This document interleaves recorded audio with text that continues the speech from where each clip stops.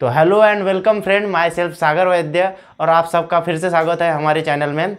इससे पहले वाले जो 4 लेक्चर हुए हमने उसमें 4 फाइलम को डिस्कस किया था। कौन सी? एक थी पोरीफेरा, उसके बाद थी निडारिया, उसके बाद थी काइनेटोफेरा और उसके बाद थी प्लेटियांथेनमिस। अब जो 5वीं फाइलम है जिसका नाम है एस्केलेमेनिथिस, तो इस लेक्चर में हम जानेंगे फाइलम एस्केलेमेनिथिस को एक डिटेल बाय डिटेल। ठीक है, तो इसको हम 1 बाय 1 स्टार्ट करते हैं। देखो, पहली चीज़ जान लेते हैं, इसमें होती है हैबिटेट। हैबिटेट मतलब इससे पहले जो देखे थे हमने 4 फाइलम, उसमें भी मैंने इस चीज़ को डिस्कस किया है। अगर आपने वो लेक्चर हमारे नहीं देखे तो उसको एक बार फिर से देख लीजिए। ठीक है, तो इसकी हैबिटेट होती है भैया पैरासिटिक। पैरासिटिक मतलब जो एनिमल दूसरे की बॉडी पे डिपेंड होते हैं, दूसरी एनिमल की बॉडी पे जो एनिमल डिपेंड होते हैं उसको बोला जाता है पैरासिटिक। लेकिन जो कुछ एनिमल होते हैं वो फ्री लिविंग भी होते हैं। क्या? जो कुछ एनिमल होते हैं वो फ्री लिविंग भी होते हैं, पर ज़्यादा से ज़्यादा ये कहाँ होते हैं? पैरासिटिक होते हैं। समझ में आया? ठीक है, अब नेक्स्ट चीज़ आती है भैया जर्म लेयर की।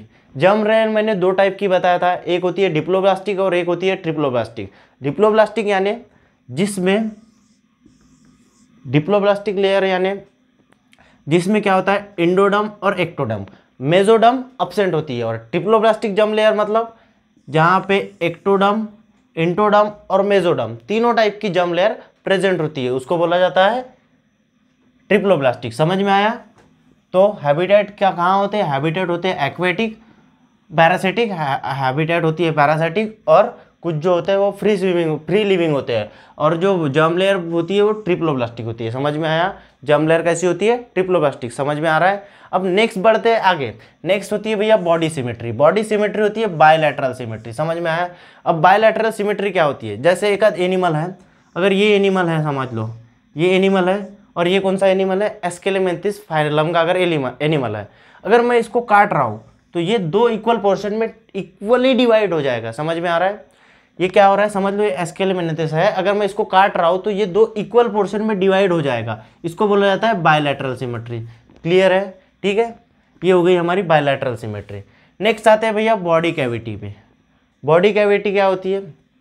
अब भैया पहले जान लेते हैं कैविटी क्या होती है।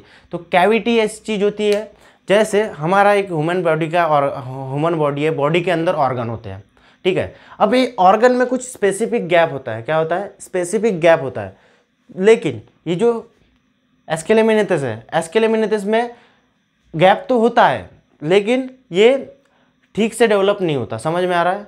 ऑर्गन के बीच में गैप तो होता है लेकिन वो ठीक से डेवलप नहीं होता है। समझ में आ रहा है? इसलिए सूडो मतलब होता है जो ठीक से बना नहीं है, मतलब सूडो मतलब झूठा सूडो मतलब होता है झूठा। ठीक है, तो वहाँ पे से जो बॉडी कैविटी होती है कैसी होती है? सूडो काइलोमेट। ठीक से बनी होती है क्या? नहीं होती है। तो बॉडी कैविटी ठीक से बनी नहीं होती है। समझ में आ रहा है? तो ये हो गई हमारी बॉडी कैविटी के बारे में। सूडो काइलोमेट। समझ में आ रहा है? मतलब होती तो है लेकिन ठीक से डेवलप नहीं होती है। समझ में आ रहा है? चलो नेक्स्ट बात करते हैं बॉडी प्लान की। ठीक है, नेक्स्ट बात करते हैं body plan. Body plan, tube with in tube body plan. इससे पहले हमने प्लेटियांथेसिस में देखा था कि उसमें कौन सा था? ओनली सिंगल ओपनिंग थी, ओपनिंग प्रेजेंट थी, जिसको हम बोलते हैं ब्लाइंड सैक बॉडी प्लान। क्या बोला जाता है? Blind sac body plan. लेकिन ये जो एस्केलेमेंथिस है उसमें कौन सा बॉडी प्लान होता है? Tube with in tube body plan. मतलब यहाँ पे 2 ओपनिंग प्रेजेंट होंगी, एक तो फूड को इनटेक करने के लिए और एक फूड को बाहर निकालने के लिए। ठीक है, जैसे हमारे पास माउथ होता है, एनस होता है, जो माउथ से हम खाना अंदर लेते हैं और एनस के थ्रू बाहर फेंक देते हैं, वैसे ही इसके पास ना tube with in tube body plan होती है, जिसका मतलब इसके पास कितनी ओपनिंग होती है? 2 ओपनिंग होती है। समझ में आ रहा है? चीज़ें क्लियर है? अब आगे बढ़ते हैं भैया इसकी बॉडी कैसी होती है? Cylindrical thread like. सिलेंड्रिकल होती है और थ्रेड लाइक मतलब धागे जैसी, थ्रेड लाइक होती है और धागे जैसा स्ट्रक्चर होता है। समझ में आ रहा है? तो इसकी बॉडी कैसी होती है? थ्रेड लाइक स्ट्रक्चर होती है और सिलेंड्रिकल होती है। समझ में आ रहा है? अब नेक्स्ट आते हैं circular cross section area. Circular cross section area, अब ये क्या चीज़ है? जैसे ये एनिमल है, समझ लो ये एनिमल है और इसका ये एस्केलेमेंथिस फाइलम का एनिमल है। अगर मैं इसको बीच से काट रहा हूँ तो इसका क्रॉस सेक्शन अंदर कैसा, ऐसा सर्कुलर पोर्शन दिखेगा। कैसा दिखेगा?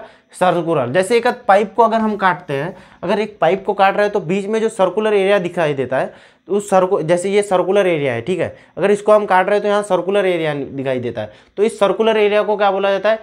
कि इसको बोला जाता है सर्कुलर क्रॉस सेक्शन एरिया। इसका क्रॉस सेक्शन एरिया कैसा रहता है? सर्कुलर रहेगा। समझ में आया? जैसे एक ट्यूब जैसे वैसे एनिमल होते हैं। चीज़ें क्लियर है? नेक्स्ट बढ़ते हैं आगे। अब जो इसमें होता है एलिमेंट्री कैनाल प्रेजेंट होता है। क्या प्रेजेंट होता है? एलिमेंट्री कैनाल होता है। ठीक है, नेक्स्ट आते हैं भैया एक्सक्रेशन। एक्सक्रेशन कैसे करता है? मैंने पहले ही बोला है कि भैया tube with in tube body plan होती है, मतलब 2 ओपनिंग होती है। ठीक है, 2 ओपनिंग होती है, लेकिन ये एक्सक्रेशन कहाँ से करता है? तो एक्सक्रेशन करता है कैनाल के थ्रू, और उसमें क्या प्रेजेंट होती है? ग्लैंड सेल प्रेजेंट होती है। समझ में आया? इसमें क्या प्रेजेंट होती है? ग्लैंड सेल प्रेजेंट होती है। ग्लैंड सेल प्रेजेंट होने के साथ साथ ये कैनाल के थ्रू एक्सक्रेशन करता है। चीज़ें क्लियर है? नेक्स्ट बढ़ते हैं आगे। नेक्स्ट आती है नर्वस सिस्टम। तो भैया इसमें नर्वस सिस्टम भी है जो है प्रेजेंट होता है। समझ में आ रहा है? तो इसमें क्या प्रेजेंट होता है?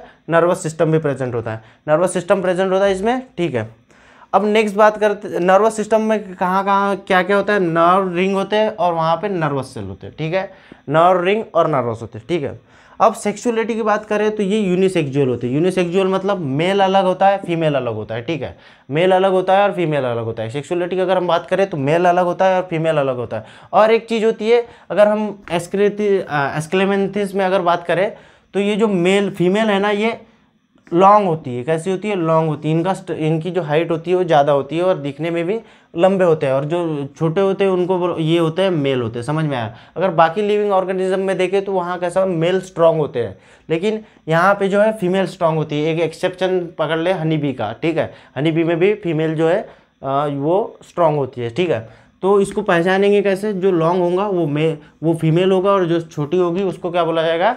मेल बोला जाएगा। समझ में आया? अब रिप्रोडक्शन की बात करें तो रिप्रोडक्शन ये होता है इंटरनल।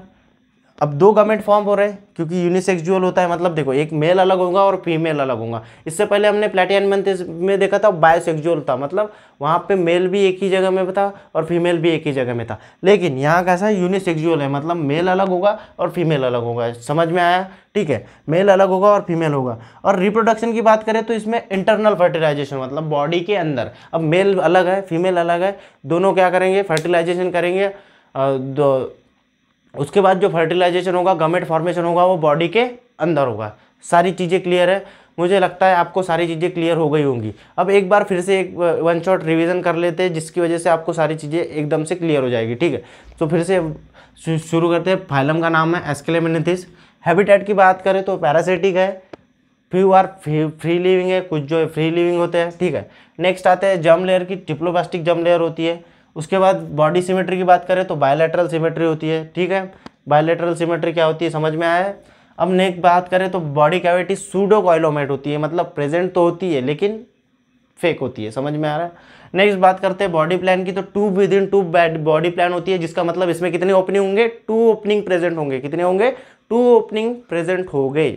ठीक है, नेक्स्ट एलिमेंट्री कैनाल प्रेजेंट होता है। एक्सक्रेशन कैनाल और ग्लैंड सेल की मदद से होता है। नर्वस सिस्टम नर्व रिंग और नर्व की वजह से होता है। सेक्सुअलिटी यूनिसेक्सुअल और रिप्रोडक्शन इंटरनल। और नाम और एग्जाम्पल पूछा तो एस्केरिस। यहाँ पे डायग्राम के लिए जगह नहीं थी इसलिए मैंने डायग्राम उतारा नहीं हूँ, लेकिन आप अपनी किताब में देख सकते हैं। ठीक है, तो एग्जाम्पल में एस्केरिस। अगर आप इतना लिख देते तो आपको अगर ये 2 मार्क के लिए 4 मार्क के लिए जितने भी मार्क के लिए पूछे तो ये आप क्लियरली लिख दोगे तो आपको पूरे में से पूरे मार्क मिलेंगे। वीडियो एंड तक देखने के लिए धन्यवाद। अगर वीडियो पसंद आता है तो चैनल को सब्सक्राइब और लाइक कीजिए। धन्यवाद।